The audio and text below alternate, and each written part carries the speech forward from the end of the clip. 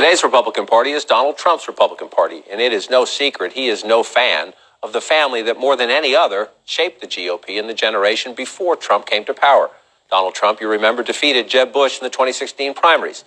His approach to immigration is a repudiation of the path George W. Bush tried to set out for Republicans. And Trump's worldview rejects the quiet, alliance, and consensus-based approach of the late George H.W. Bush. A new CNN original series premiering this weekend traces the Bush family's giant role in shaping our politics and our history. And in a bit of a role reversal, Pierce Bush, the grandson of one president, nephew of another, visited CNN for insights from those of us who spent some time covering the Bushes.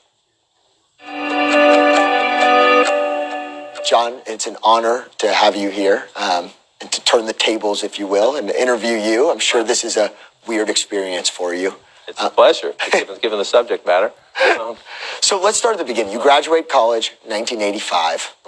One of your first campaigns you covered was my grandfather, President George H.W. Bush, who was then vice president, running against Michael Dukakis. I know you were on the Dukakis campaign, news following, but what was that experience like? That was because I was based in Boston at the time. Most of my work was covering Dukakis.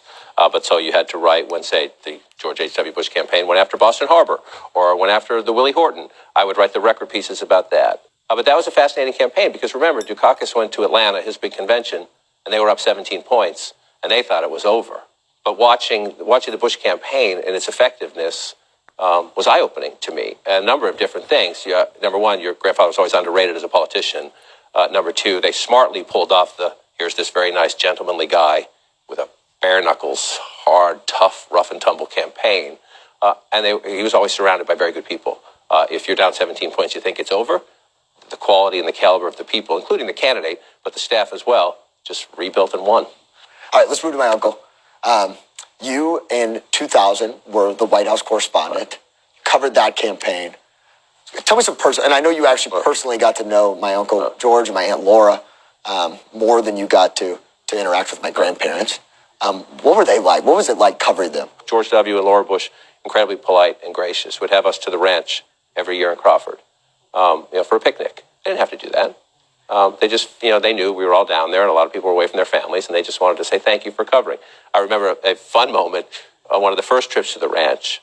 W. hated that he couldn't drive. Secret Service doesn't let presidents drive. And so he said, come on, everybody. We got off the plane and he raced to the ranch and he got in his pickup truck and he let a bunch of us hop in the pickup truck.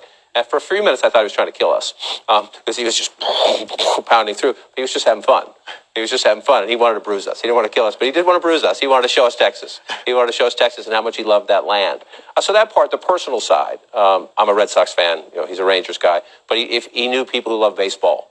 Did he needle you about anything? He needled me about the Red Sox being lousy until they finally won. That was the kind of thing he would poke about. But it was an interesting time. And what strikes me most about that is, again, when you look at where we are today, I always think, the what ifs. What if 9/11 hadn't happened? Think about Governor Bush and then President George W. Bush's agenda. Humble in the hemisphere, immigration reform, education reform. This was a guy who came out of his Texas experience. PEPFAR. But knowing the diversity in Texas, knowing the challenges in the Latino community, knowing the challenges in rural communities, education, had an agenda that, number one, he believed in his heart. But number two, went right at the Democratic advantages in today's politics. And, let's not separate the two. Good policy is good politics. And both Governor Bush and then President Bush and Karl Rove, who came with him, understood, yeah, we believe in these things, but wow, these could really help our party too. Imagine if 9/11 hadn't happened and we had immigration reform, because it would have happened if it weren't for 9/11. He would have tried education reforms. You'd have a very different Republican Party today. And instead, what did you get? You had, number one, a wartime president who didn't have the time at first, and then because of Iraq and Katrina didn't have the political capital later in his term to do those things. And so what do you get? The anti-immigration flow in the Republican Party starts to rise up at that moment, and the more isolationist, why are we in these wars? The Ron Paul to the Rand Paul to the Donald Trump that exists today. And so again, the seeds of where we are now can be found in the presidency changing events of that administration.